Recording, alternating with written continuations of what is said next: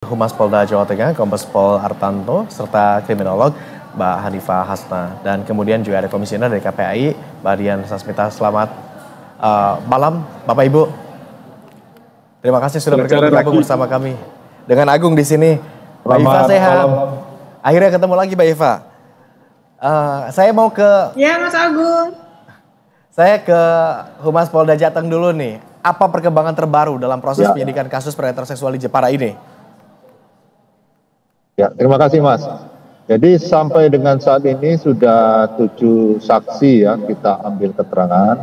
Itu baik dari korban itu dari 31 orang anak perempuan di bawah umur. Ini baru 3. Dengan juga kita ambil keterangan dari orang tuanya. Dan saat ini kita masih melakukan pendalaman intensif dan kita juga akan bekerjasama dengan stakeholder lainnya.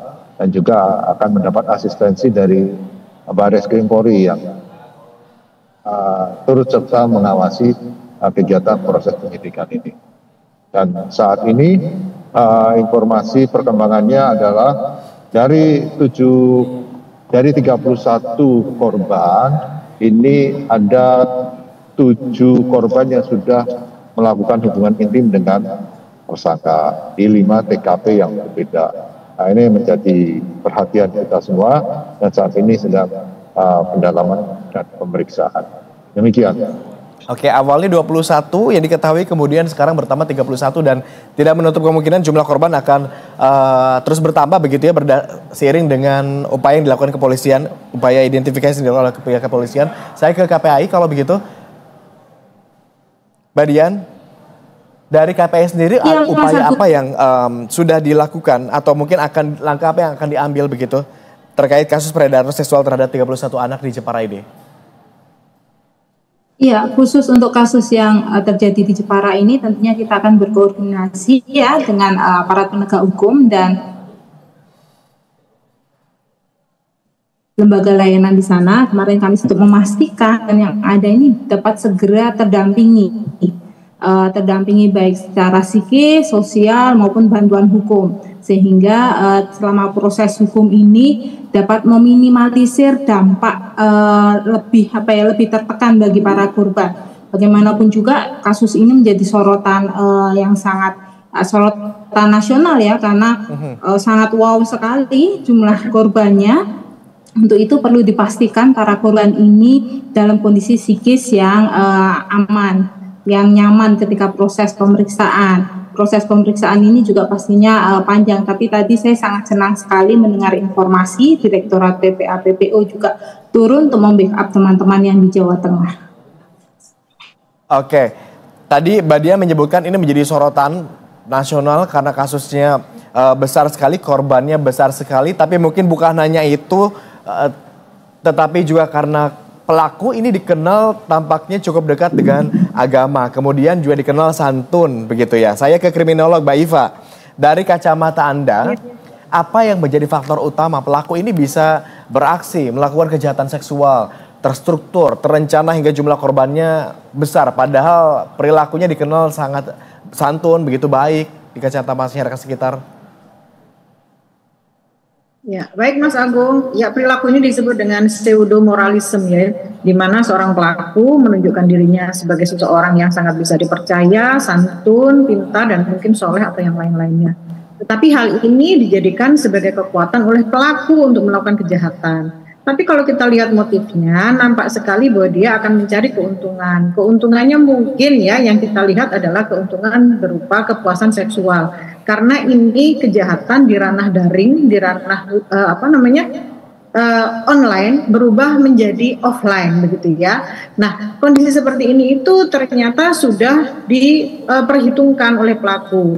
Dan bisa jadi sebetulnya pelaku juga menginginkan keuntungan secara material. Karena kita nggak tahu ya, mungkin kita nanya nanti ke Bapak Polisi gitu, apakah ada pemerasan di sini gitu ketika si pelaku ini memiliki bukti-bukti foto-foto yang sure gitu ya, sehingga ini dipakai untuk memeras korban. Artinya ketika dalam kondisi seperti ini sudah ada 2 keuntungan yang diambil, yaitu keuntungan secara material dan non-material tadi itu.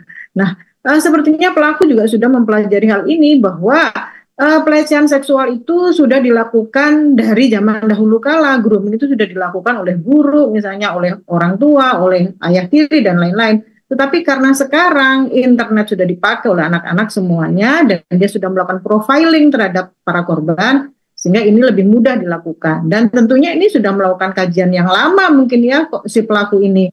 Bagaimana melihat seorang anak itu mungkin oversharing terkait dengan kondisinya yang tidak nyaman atau mudah sekali didekati atau menunjukkan kegalauan atau dan lain-lain, sehingga ini menjadi potensi yang sangat-sangat besar sebagai sebagai modal pelaku untuk melakukan kekerasan ini. Oke, saya kembali ke Polda Jawa Tengah, Pak Artanto. Ini kan jumlahnya besar begitu dan kemungkinan juga bertambah begitu. Apakah ada kemungkinan juga ini melibatkan jaringan atau mungkin individu lain di luar pelaku yang membantu pelaku utama ini melancarkan aksinya gitu? Ya, untuk saat ini pelaku masih sendiri, dia melakukan aksinya.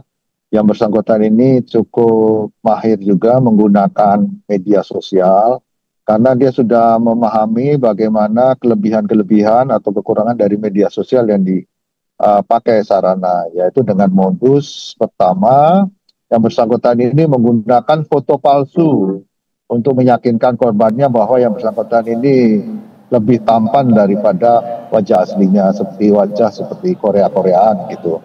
Kemudian kedua, alat yang digunakan pertama adalah aplikasi Telegram, di mana di dalam fitur dari Telegram tersebut ada sarana untuk komunikasi pertemanan. Pada saat itu yang bersangkutan ini mengambil kawan-kawan atau pertemanan itu random, siapa yang bisa diajak komunikasi, yang mau berkomunikasi, khususnya anak di bawah umur, perempuan, pada saat dia mau berkomunikasi dan intens kepada pelaku, terus dalami terus, diajak bersosialisasi, berkawan, sampai pada saat dia percaya kepada tersangka, beralih ke chat WA. Dengan chat WA itu pelaku meminta korban untuk berfoto telanjang dan atau sebagian dari tubuhnya. Pada saat konten foto porno tersebut didapat, mulailah aksi pemerasan atau ancaman ini dilakukan. Apabila korban itu tidak mau memberikan foto konten porno kembali, dia akan mengancam mensebarkan foto porno tersebut kepada teman-teman yang lain. Nah, inilah mulai timbulnya ancaman terhadap korban, sehingga para korban itu terus akan memberikan foto siurnya atau foto pornonya atau video pornografinya kepada pelaku tersebut. Demikian. Oke, saya kembali ke KPAI, Mbak Dian. Tadi kan Mbak Dian juga menyebutkan bahwa pendampingan psikologis untuk para korban juga perlu dilakukan, segera dilakukan. Saat ini koordinasi KPAI begitu dengan Polda, kebetulan ada Pak Artanto di sini juga, kemudian dengan Pemda dalam hal pencegahan kasus serupa di daerah sudah sejauh mana? Iya, kalau terkait dengan pencegahan atau edukasi ya, kita memang belum berkoordinasi ke arah sana. Kami sebatas memastikan korban-korban yang jumlahnya meningkat ini mendapatkan penanganan secara serius. Karena seperti ini Mas Agung, anak-anak yang mengalami korban kekerasan berbasis online ini situasinya cukup khas. Mereka punya rasa malu, karena kasusnya, kemudian ada tekanan sosial juga, sehingga mereka tidak semua korban ini berani melapor. Untuk itu perlu dipastikan lembaga layanan yang ada ini mempersiapkan diri dan proaktif juga kepada orang-orang yang teridentifikasi atau punya potensi menjadi korban. Jadi perlu sekali upaya yang menjangkau secara langsung tanpa menunggu ada korban lapor untuk bisa segera merespon, mengingat kekerasan berbasis gender online ini luar biasa sekali dampaknya, tidak hanya pada psikis anak ketika kasus ini berlangsung atau pemeriksaan proses hukum berlangsung, tapi dampaknya bisa panjang Bahkan untuk kasus-kasus online ini jejak digital yang terkait dengan anak korban ini juga menimbulkan tekanan psikis juga bagi anak-anak tersebut. Oleh karena itu penanganan secara hati-hati khususnya untuk korban dan komprehensif, tidak hanya fokus pada penanganan proses hukum pemeriksaan saksi, namun juga perlu tenaga-tenaga profesional yang mendampingi para korban, psikolog, pekerja sosial. Ini untuk meminimalisir reviktimisasi pada korban-korban ini. Oke, jangankan untuk melapor kepada instansi terkait begitu, bercerita saja kepada orang terdekat, kepada orang tua tentang ancaman-ancaman dan tekanan-tekanan psikologis itu bisa jadi para korban ini enggan begitu ya, atau tidak punya keberanian untuk itu. Oleh karenanya perlu. Betul. Iya, jadi data dari penelitian UNICEF tahun 2022 dan ECPAT dalam Disrupting Harm tersebut disebutkan anak-anak korban kekerasan seksual online ini cenderung tidak berani, sekitar 56% anak-anak tidak berani untuk melapor. Bahkan data terakhir yang dilakukan oleh KPPA, survei nasional pengalaman hidup anak dan remaja menyebutkan hanya 4,35% saja anak perempuan yang berani mengakses layanan pendampingan. Bahkan kalau untuk anak laki-laki hanya 0,52% saja. Artinya di luar sana masih banyak anak-anak kita yang mengalami kekerasan belum berani melapor. Karena itu tadi tekanan faktor psikis internal mereka maupun minimnya dukungan sosial atau stigma yang ada di masyarakat untuk para korban kekerasan. Oke, saya ke Mbak Iva kalau gitu. Tadi menyadur data dari Mbak Dian, kalau katakanlah 50% begitu tadi ya, korban-korban kekerasan seksual daring ini tidak berani untuk speak up, tidak berani untuk bercerita kepada orang terdekat ya, termasuk juga mungkin orang tua. Kita sebagai orang tua bisakah membaca secara psikologis atau secara kasat mata begitu ada sesuatu nih dengan anak kita, sehingga tindakan preventif bisa segera dilakukan sebelum terlanjur kembali mengirimkan foto lagi atau tekanannya berlanjut sehingga dampak psikologis lebih lanjut bisa terasa lebih dalam lagi. Baik, terima kasih Mas Agung. Sebetulnya korban dari grooming online ini khas sekali secara fisik kelihatan ya. Tapi ini pun hanya bisa dilihat oleh orang tua dan anak yang punya kedekatan. Tapi kalau tidak punya kedekatan, orang tua nggak akan bisa melihat perubahan anaknya gitu ya. Pertama kali didekati, ini anak pasti akan berbunga-bunga, menampakkan pribadi yang berbeda gitu ya. Karena dia diberikan sesuatu yang menyenangkan, diberikan janji-janji, diberikan kepercayaan, kedekatan. Pokoknya secara kebutuhan emosionalnya semuanya terpenuhi gitu ya.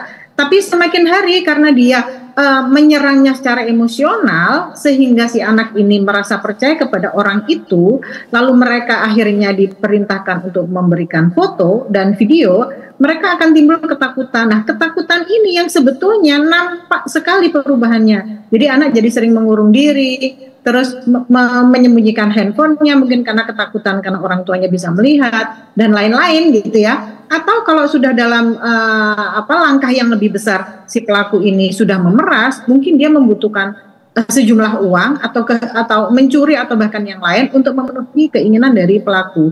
Ini yang seharusnya sudah jadi warning untuk orang tua. Masalahnya keluarga-keluarga sekarang ini seperti apa gitu? Apakah dekat dan hangat atau dekat saja tapi tidak hangat atau sama sekali tidak dekat?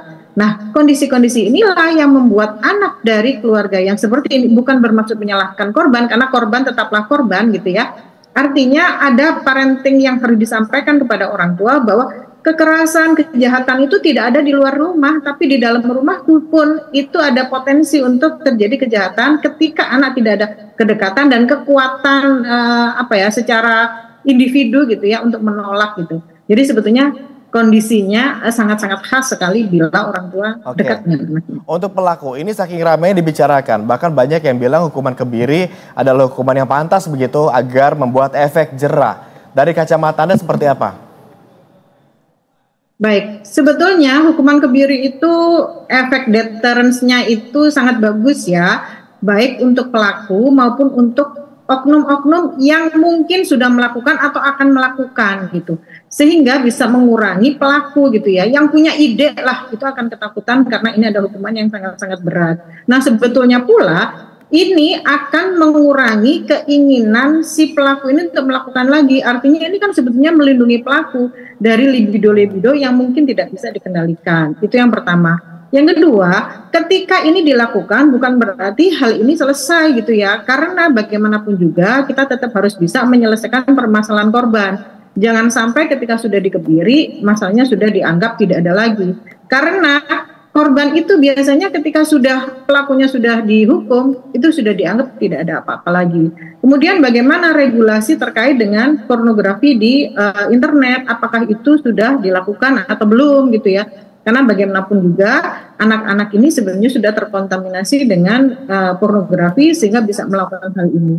Ini sebetulnya ini sesuatu yang panjang langkahnya karena si pelaku ini pasti acting out dari sekian tahun dia mungkin sudah mengkonsumsi pornografi sehingga dia mengetahui di mana tempat dia mencari korban. Inilah efek domino yang baru ketahuan setelah sekian lama begitu ya, dampak-dampak atau gejala-gejalanya mungkin ada, begitu termasuk penyebab-penyebabnya. Saya coba ke Polda Jawa Tengah, ke Pak Artanto. Kalau tadi kata kriminolog Mbak Iva, Pak Artanto katanya upaya untuk atau hukuman kebiri ini bisa dirasa efektif setidaknya untuk memberikan efek jera. Kalau di Indonesia sendiri penegakan hukum jenis seperti ini mungkinkah diterapkan? Ya. Kalau kita dari aparat penegak hukum ya, pada prinsipnya kita mengikuti aturan dalam proses penyidikan ya. Dan tentunya vonis atau hukuman yang akan diberikan itu tergantung daripada hakim. Dan kita pada prinsipnya mengikuti aturan yang sudah ditetapkan oleh pemerintah. Dan aturan-aturan ini harus kita sepakati dan kita tindak lanjuti bersama. Ya. Oke, untuk koordinasi antar instansi, termasuk juga mungkin dengan Dinas Sosial dan Lembaga Perlindungan Anak dalam penanganan kasus ini sudah seperti apa yang dilakukan oleh Polda Jawa Tengah? Ya, kita membutuhkan rekan stakeholder yang terkait dalam permasalahan perempuan dan anak. Tentunya dari Barreskrim sendiri sudah melaksanakan kegiatan asistensi dan tentunya akan datang dan berkunjung melihat bagaimana perkembangan kasusnya. Dan kita harapkan pula stakeholder lain turut membantu karena ini permasalahannya bukan hanya terhadap pelaku tapi terhadap si korban itu cukup kompleks. Kita membutuhkan pelayanan dari PPA dari pemerintah provinsi secara umum dan pemerintah provinsi, pemerintahan kabupaten dan juga dinas sosial juga akan kita libatkan dalam proses kegiatan untuk melakukan pemberkasan kasus ini maupun tindak lanjut terhadap penanganan korban-korban dari tersangka ini. Oke, untuk Mbak Dian, tadi ada wacana soal hukuman kebiri, Anda melihatnya seperti apa untuk melindungi para korban ini? Oke, kalau kita semangatnya untuk melindungi para korban, tentunya ada mekanisme pidana yang sudah diatur lewat Undang-Undang Tindak Pidana Kekerasan Seksual, di mana hak korban terkait dengan restitusi, karena ini bagian dari hak pemulihan, ini perlu diupayakan sejak proses awal, sejak di level penyidikan. Jadi upaya restitusi sudah dikomunikasikan dengan korban dan keluarganya beserta ke LPSK supaya sejak dini sudah mulai ada penghitungan. Bagaimanapun juga bagi korban selain pidana maksimal sesuai dengan Undang-Undang Perlindungan Anak, karena ada minimal pidananya dan pemberatan sekiranya pelaku memenuhi unsur pemberatan itu bisa ditambahkan dengan pidana untuk restitusi, hak restitusi. Nah ini penting sekali karena korban perlu sekali mendapatkan dukungan pemulihan dan ini menambah tanggung jawab pelaku untuk memulihkan korban, untuk memperbaiki kerugian-kerugian yang sudah dilakukan oleh pelaku. Nah, Undang-Undang Tindak Pidana Kekerasan Seksual salah satu tujuannya adalah mendukung rehabilitasi juga bagi pelaku. Ini perlu juga disusun mekanisme oleh pemerintah bagaimana memastikan para pelaku kekerasan seksual ini selain bertanggung jawab secara pidana juga mendapatkan intervensi secara khusus supaya ketika pelaku ini bebas mereka tidak mengulangi. Nah, ini perlu ada upaya-upaya tertentu. Menurut saya pidana tambahan berupa tindakan ini juga penting, bisa menjadi alternatif yang bisa dilakukan.